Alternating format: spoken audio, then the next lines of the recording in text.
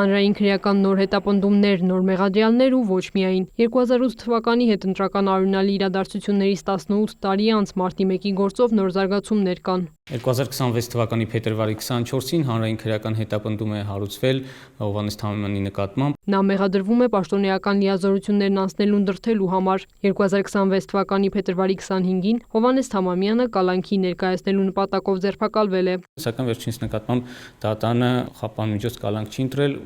խափանմիջոցի կիրառման հարցը թողնելով Վարուտնյա կանցնող մարմնին։ Դրանից հետո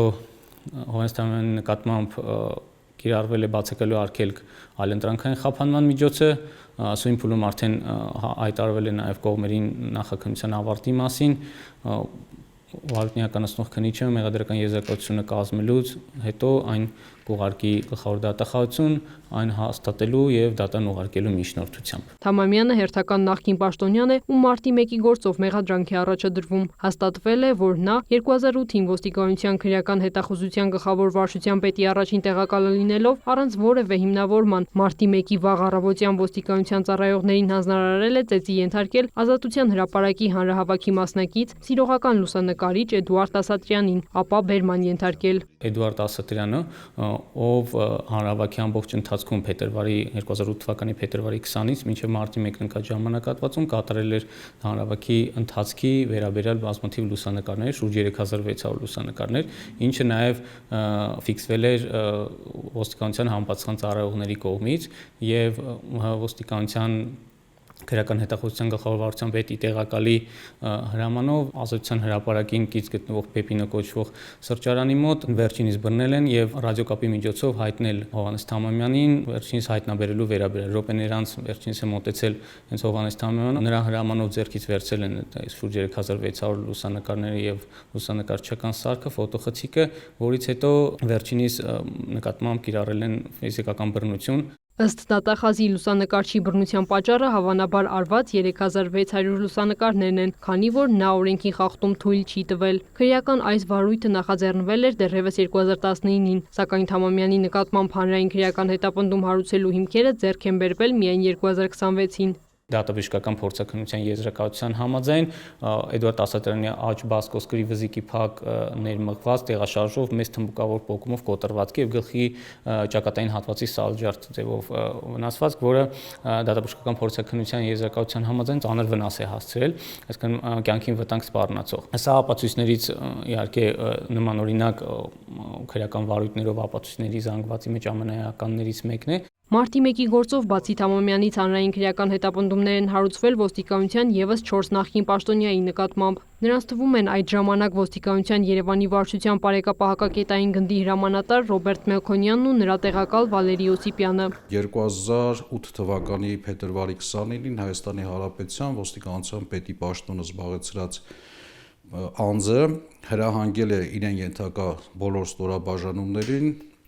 ցրել Ազատության հրապարակում անցկացվող հավաքը եւ այսուհետ արգելել այնտեղ որևէ հավաքի իրականացումը։ Այդպիսով Ռոբերտ Մելքոնյանը Հայաստանի Հանրապետության ոստիկանության պետի տեղակալի պաշտոնը զբաղեցրած Սաշիկ Աֆյանի հետ, ինչպես նաեւ ոստիկանության այլ բարձրաստիճան եւ իրեն ենթակա աշխատակիցների կազմակերպմամբ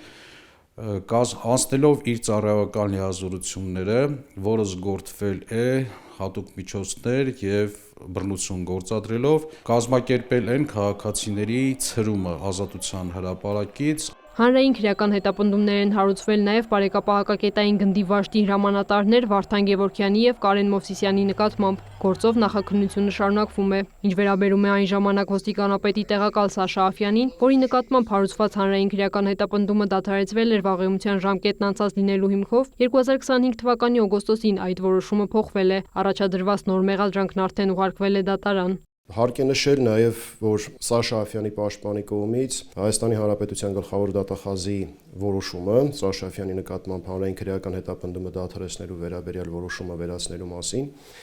բողոքարկվել է առաջին ատյանի ընդհանուր իրավասության դատարան, այնուհետև վերաքննիչ դատարան եւ վճռաբեկ դատարան եւ բոլոր դեպքերում բողոքը մերժվել է եւ որոշումը մնացել է օրինական ուժի մեջ։ Մարտի 1-ին առնչվող սահմանադրական կարգը տապալելու հոդվածով հարուցված քրեական գործի մասին։ Հայաստանի երկրորդ նախագահն ու նրա 3 բարձրաստիճան ենթակաները մարտի 1-ի գործով 4 տարի առաջ արդարացվեցին, սակայն 1 տարի առաջ գործը վերաբացվեց։ 2026 թվականի հունվարի 16-ին էլ հակակոռուպցիոն դատարանը հաստատեց Ռոբերտ Քոչարյանի, Սեյրան Օհանյանի, Յուրի Խաչատուրովի եւ Արմեն Գևորգյանի նկատմամբ նոր մեղադրանքի որոշումները։ Ներկայումս Ռոբերտ Քոչարյանի եւ մյուսների նկատմամբ ներկայացված է մեղադրանք 2003 թվականի ապրիլի 18-ին ընդունված քրեական օրենսգրքի 309-րդ հոդվածի 3-րդ մասով, այն է լիազորությունները անցնելը պաշտոնատար անձի կողմից, որը առաջացրել է անզգուշությամբ ծանր հետևանքներ։ Իրականացվում են նախնական դատալսումներ, որոնց ավարտից հետո անցում կկատարվի դեպի հիմնական դատալսումներ։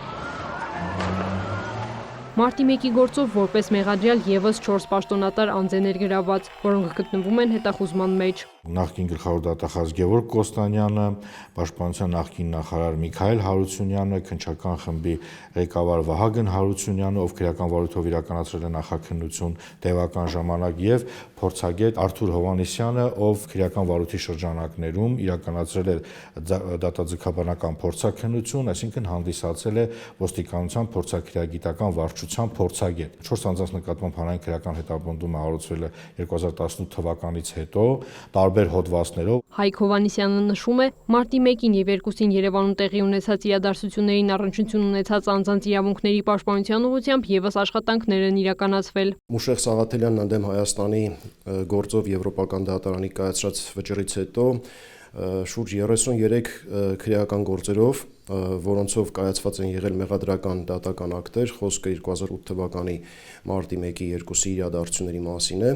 եւ անձինք դատապարտված են եղել տարբեր հոդվածներով, այդ թվում ոստիկանության ծառայողների նկատմամբ բռնություն գործադրելու համար։ Այդ գործերով ներկայացվել են վճռաբեկ բողոքներ, որոնցից գրեթե բոլորով կայացվել են արդարացման դատական ակտեր, 33 գործով կայացվել են արդարացման դատական ակտեր, ընդ որում այդ բողոքներից 19-ը ներկայացված է եղել հենց գլխավոր դատախազության կողմից։ Դեռևս շարունակվում է մարտի 1-յան իրադարձությունների ժամանակ զոհված 10 անձանց մահվան դեպքով նախաքննությունը։ Այդ մասով նույնպես մանրամասն քննություն է իրականացվում, շարունակում է իրականացվել այդ հանգամանքները պարզելու ուղղությամբ, այդ թվում դատաձգաբանական փորձաքննություններ են իրականացվում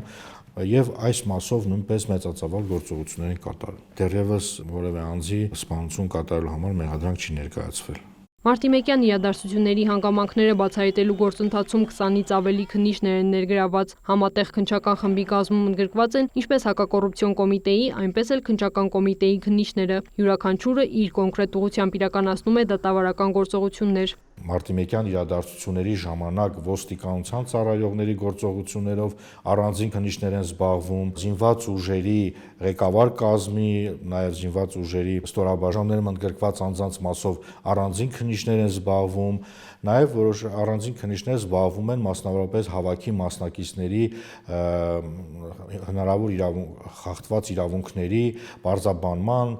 հետագայում նրանց պատշաճ վարույթի ներգրավվածներ չներգրավելու եւ մնացած այլ գործընթացներով, ինչպես նաեւ առանձին քննիչներ զբաղվում են նաեւ մարտի 1-յան իրադարձությունների վերաբերյալ քննվող քրեական վարույթով թույլ տրված պաշտոնական հանցագործությունների մասով։ Քրեական վարույթի շրջանակներում հետազոտվել են զինված ուժերում հաշվառված 116 հատ կալաշնիկով ինքնաձիգ, 1 ձեռքի գնդացիր եւ 1 նշանառու հրացան։ Հետազոտվել է նաեւ 1306 Մակարով ատրճանակ։ Ներկայում փորձագետը հետազոտում է ոստիկանության պետական պահպանության գլխավոր վարչության հատուկ նշանակության գումարտակի հաշվեկշռում գտնվող Մակարով տեսակի ատրճանակները։ Քրիստինե Թորոսյան, Արման Թովմասյան, Աշոտ Խաչատրյան, Մուշեղ Մանվելյան, Կիրակնորյալ լուրեր։